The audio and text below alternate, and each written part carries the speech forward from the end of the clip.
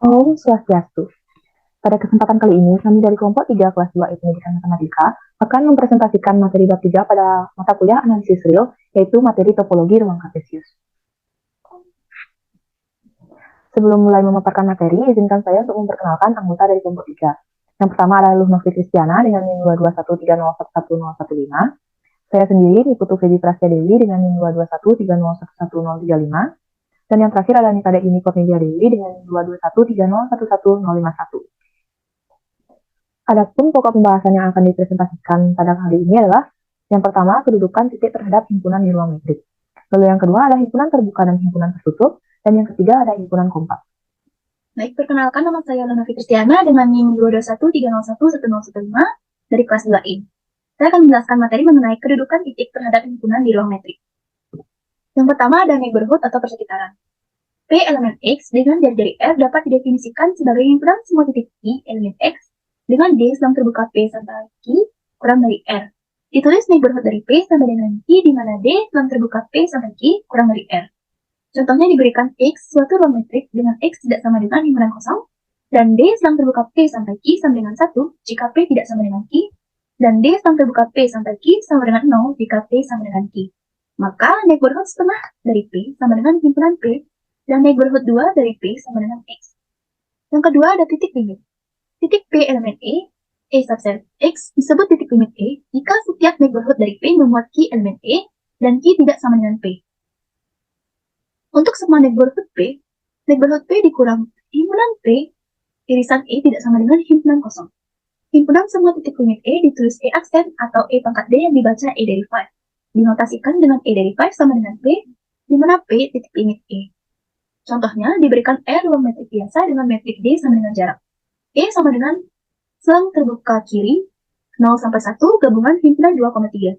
Maka himpunan titik limit E sama dengan selang tertutup 0 sampai 1. Yang ketiga ada titik tracing atau isolated point. Jika P elemen E tapi P bukan titik limit E, maka P disebut titik tracing. Contohnya diberikan E sama dengan selang terbuka kiri 0 sampai 1 gabungan himpunan 2,3. Maka himpunan 2,3 adalah himpunan titik-titik tracing dari E. Yang keempat ada titik interior.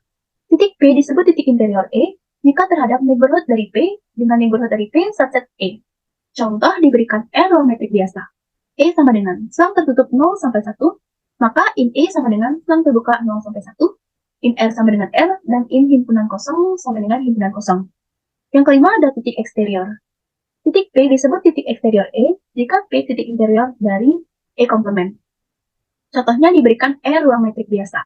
E sama dengan selang tertutup 0 sampai 1, maka himpunan semua titik eksterior E adalah selang terbuka negatif tak hingga sampai 0 gabungan selang terbuka 1 sampai tak hingga.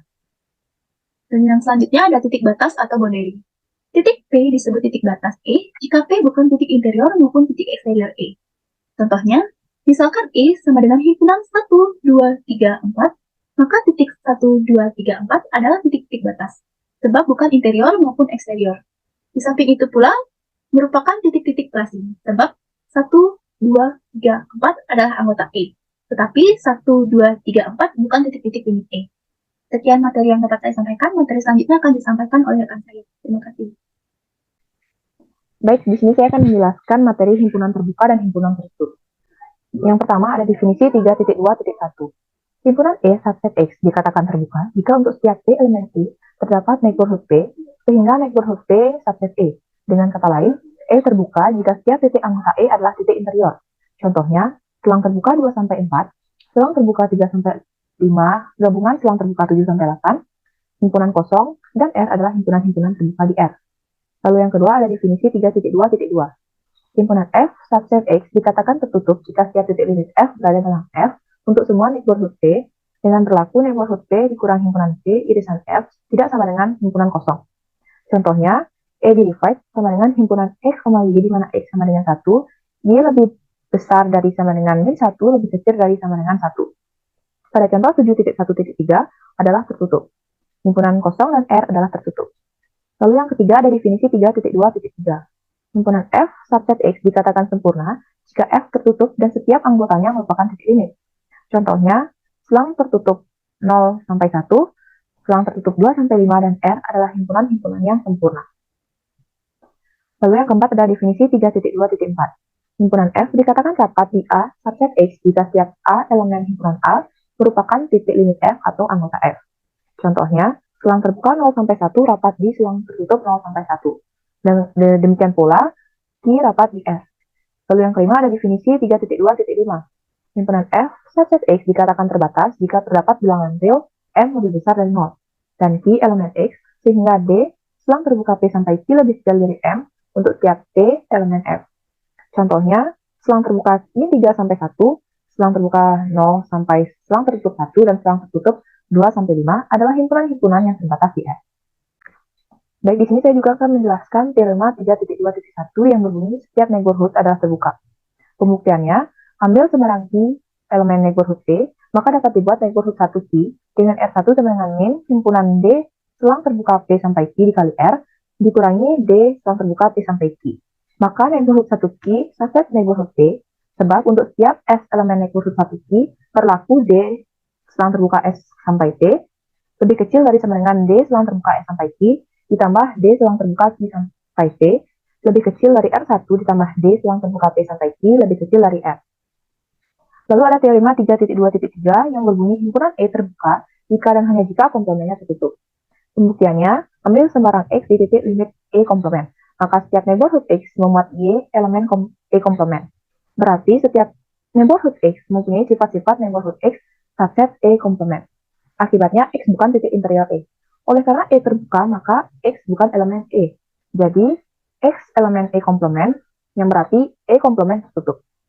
Lalu ambil sebarang Z elemen E, maka jelas Z bukan elemen E komplement. Karena E komplement tertutup, maka Z bukan titik limit E komplement.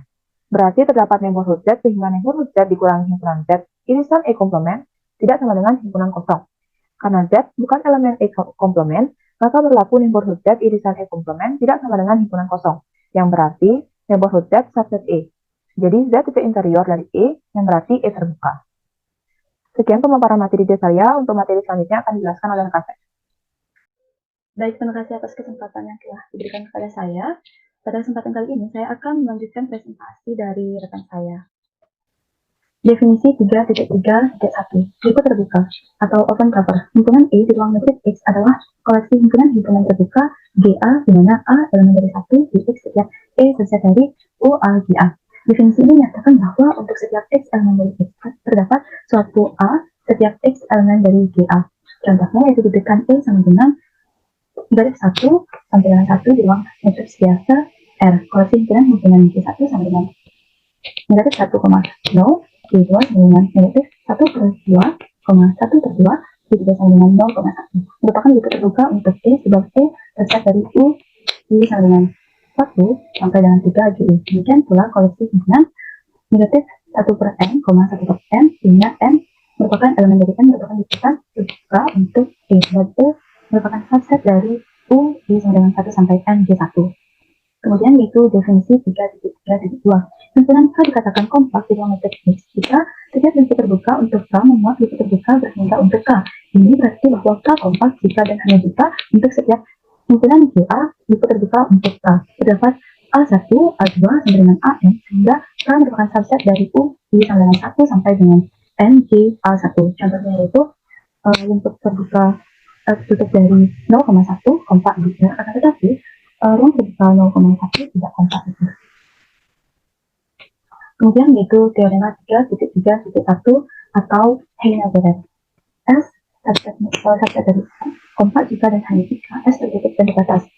Adapun buktinya yaitu misalkan bahwa setiap S tertutup dan terbatas, maka terdapat M lebih dari 0 sehingga S subset dari negatif M, N. Berdasarkan hal ini dapat didefinisikan bahwa I, N sampai I untuk 1 kurang dari sama dengan I kurang dari sama dengan 2 pangkat N mempunyai gabungan negatif M, N. Sebelumnya bukti dalam teorema Bolzano-Weierstrass. Misalnya U adalah buku terbuka untuk S. Andaikan tidak ada subkoleksi bersumber dari U yang meliputi S, maka dapat dipilih barisan interval dari Jn, di mana M adalah elemen dari N gabungan himpunan 0 sehingga Jn dipilih antara I, N sampai dengan I untuk 1 kurang dari sama dengan I kurang dari sama dengan 2 pangkat N. Sehingga Jn plus 1 merupakan subset dari Jn untuk setiap N kecil elemen dari yang besar.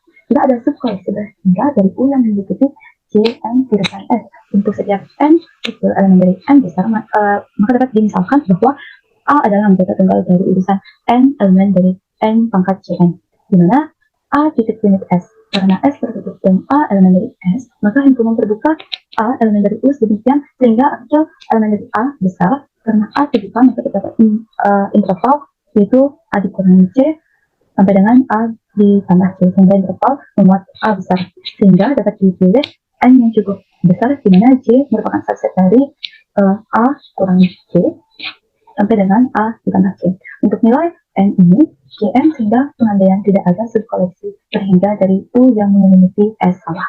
Jadi S yaitu kompak. Kemudian pernyataan ini akan dibuktikan dengan contoh positifnya. Misalnya S tidak tertutup dan terbatas, artinya S tidak tertutup atau tidak terbatas.